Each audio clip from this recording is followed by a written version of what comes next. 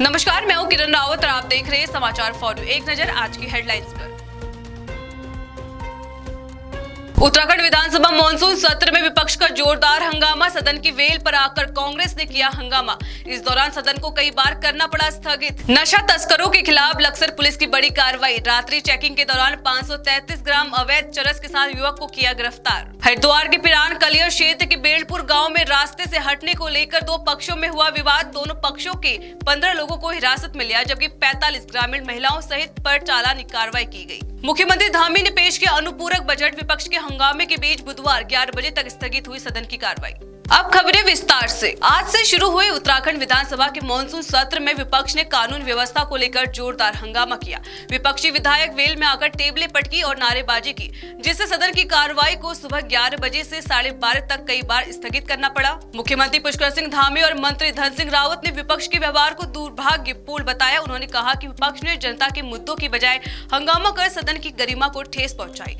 आज जो भी सदन में हुआ वो बहुत ही दुर्भाग्यपूर्ण है और चूँकि इस मानसून के समय में, आपदा के समय में ये विचार हुआ कि सदन भराड़ीसैंण गैरसैंण में चले, जो हमारी एक संभावनाओं का केंद्र है, भावनाओं का केंद्र है, और सभी लोग बहुत मुश्किल से, तमाम जगह पर सड़कें भी टूटी हुई थी, उसके बावजूद भी यहाँ पहुँचे हैं।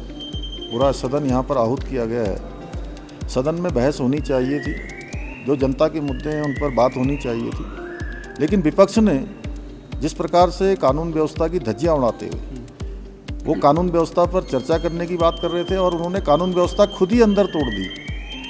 आज पूरा प्रदेश देख रहा है कि किस प्रकार का कृत्य यहाँ पर पहली बार इस सदन के अंदर हुआ है। उत्तराखंड के पहाड़ी क्षेत्रों में मानसून के कारण सड़कों की हालत खराब हो गई है, जिससे आम जनता को कठिनाइयों का सामना करना पड़ रहा है। मुख्यमंत्री पुष्कर सिंह धामी ने कहा कि सरकार आपदा के प्रति संवेदनशील है और धराली के लिए स्पेशल पैकेज तैयार किया गया है। हाँ, निश्चित रूप से देखिए, धराली में आई आपदा, हमारी पौड़ी जनपद में सैंजी गाँव में आई आपदा, मुनस्यारी क्षेत्र में आई आपदा, उत्तराखंड के विभिन्न स्थानों पर आज जहाँ भी आपदा आई है, हम तत्काल ग्राउंड जीरो पर हमारी सरकार भी पहुंच रही है, प्रशासन भी पहुंच रहा है, और हमारा प्रयास है कि धराली के लोगों के लिए एक स्पेशल पैकेज हम वहां के लिए बनाएं।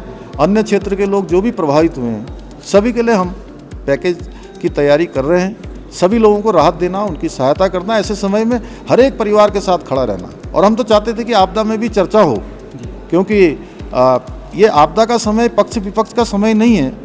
आपदा रोक पाना किसी के बस की बात नहीं है, लेकिन आपदा के बाद होने वाला जो रिलीफ है, जो सहायता है, वो तत्काल हो, रिस्पॉन्स टाइम कम से कम हो।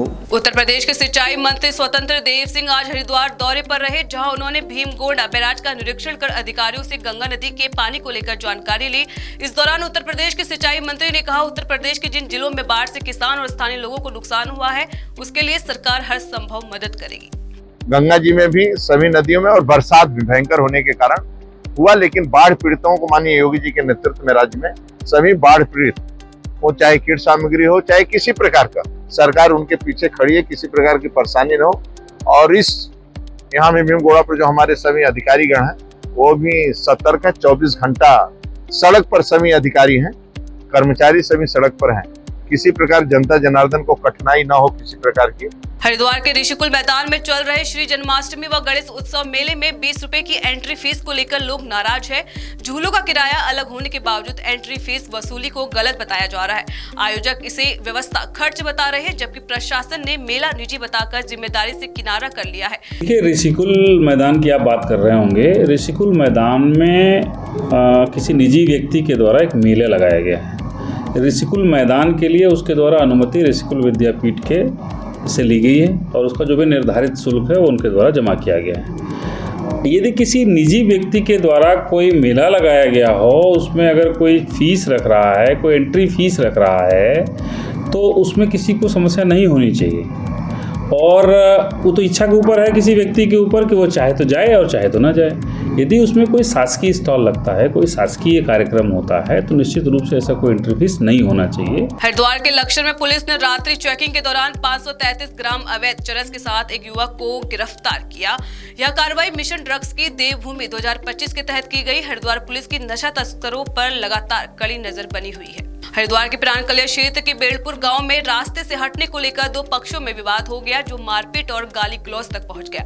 मामला बिगड़ने पर पुलिस ने कार्रवाई करते हुए दोनों पक्षों के 15 लोगों को हिरासत में लिया, जबकि 45 ग्रामीण महिलाओं सहित पर चालानी कार्रवाई की गई। घायलों को अस्पताल भेजा गया है और गाँव में शांति बनाए रखने के लिए पुलिस बल तैनात कर दिया है। 4 दिवसीय उत्तराखंड विधानसभा मॉनसून सत्र की शुरुआत से पहले कांग्रेस ने दिवाली खाल भराड़ीसैंण में सरकार के खिलाफ जोरदार प्रदर्शन किया। कार्यकर्ताओं ने विधानसभा तक पहुंचने की कोशिश में बैरिकेडिंग लांघने की कोशिश की, लेकिन सुरक्षा बलों ने उन्हें रोक दिया। तो आज यहाँ पर जो सत्र मानसून सत्र चल रहा है प्रदेश का, इसका घेराव करने आए हैं और घेराव के वही मुद्दे हैं। हमारे राज्य बने हुए 25 साल हो गए और प्रदेश की दुर्दशा आपके सामने है।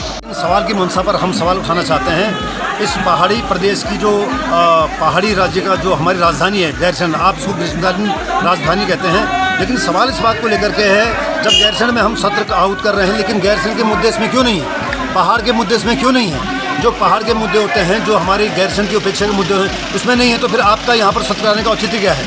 हम स्थायी राजधानी की मांग को लेकर के लगातार आंदोलनरत हैं। हम गैरसैंण की उपेक्षा को लेकर लगातार आंदोलित हैं। हम जनपद चमोली की मांग को लेकर लगातार उपस्थित हैं। स्वास्थ्य, शिक्षा, बेरोजगारी, महंगाई, भ्रष्टाचार और जो पंचायतों में नंगा नाच सरकार के द्वारा किया गया, उन तमाम मुद्दों को लेकर हम सरकार को चेताना चाहते हैं। नैनीताल जिला पंचायत चुनाव को लेकर लंबे समय से जारी सियासी सरगर्मी के बीच आखिरकार निर्वाचन आयोग ने परिणाम जारी कर दिए हैं।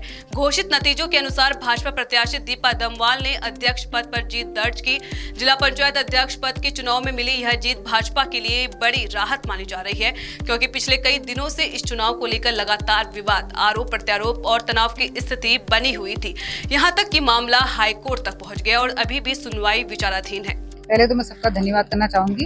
ये मेरी व्यक्तिगत जीत नहीं है, भारतीय जनता पार्टी की जीत है। मेरे संग 27 मेंबरों की जीत भी है, जो मेरे संग पूरी एक टीम की उनकी जीत है, और मेरी व्यक्तिगत जीत नहीं है, भारतीय जनता पार्टी की जीत है। इसमें मैं ज्यादा टिप्पणी नहीं करूंगी, क्योंकि इसका जिला प्रशासन का ही काम है इसका। बाकी मैं इसमें कुछ टिप्पणी नहीं करना चाहूँगी। इस बुलेटिन में फिलहाल इतना ही। उत्तराखंड की तमाम बड़ी खबरों से जुड़े रहने के लिए देखते रहिए समाचार फॉर यू। नमस्कार।